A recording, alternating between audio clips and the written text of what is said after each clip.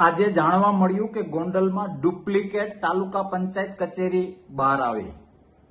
ભાજપ સરકારને મારે પૂછવું છે કે શરમનો છાંટો છે કે નહીં?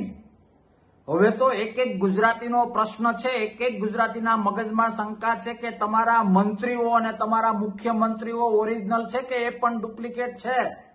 આવું ન હોય।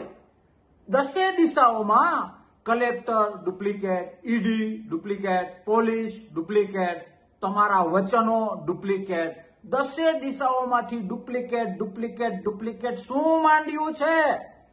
ગુજરાતીઓને એ તો ખબર છે જ કે 27માં તમે ઘર ભેગા થવાના છો, પણ ત્યાં સુધી એક એક ગુજરાતી પૂછે છે સાબિત કરો, પુરાવા આપો।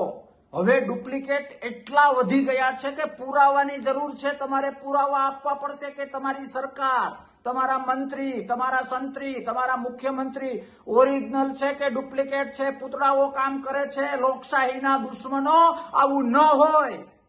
તાલુકા પંચાયતની કચેરીઓ ડુપ્લિકેટ મળે, સીધા સાદા માણસોની મિલકતોના ત્યાં ખોટે ખોટા દસ્તાવેજો થઈ જાય। આવું રાજાશાહીમાં ના હોય, ક્રૂરમાં ક્રૂર દેશ હોય ત્યાં પણ આવું ન હોય। થોડુંક સમજવાની જરૂર છે, લોકશાહી અને ગુજરાતીઓને પ્રેમ કરવાની જરૂર છે।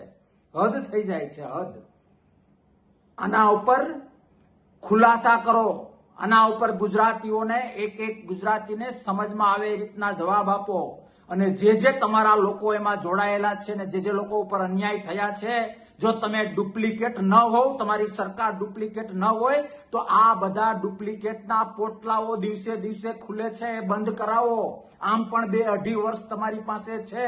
ગુજરાતને ખબર પડી ગઈ છે કે આ લોકો ડુપ્લિકેટ છે, આ લોકોના વચનો, આ લોકોના કમિટમેન્ટો, આ લોકોના એક ક્ષેત્રના યુનિટો ડુપ્લિકેટ છે। શા માટે જતા જતા આવા ન કરવાના ધંધા કરો છો અને ગુજરાતીઓને હેરાન કરો છો? ભગવાન સદબુદ્ધિ આપે અને આના ઉપર કંઈક એક્શન લો।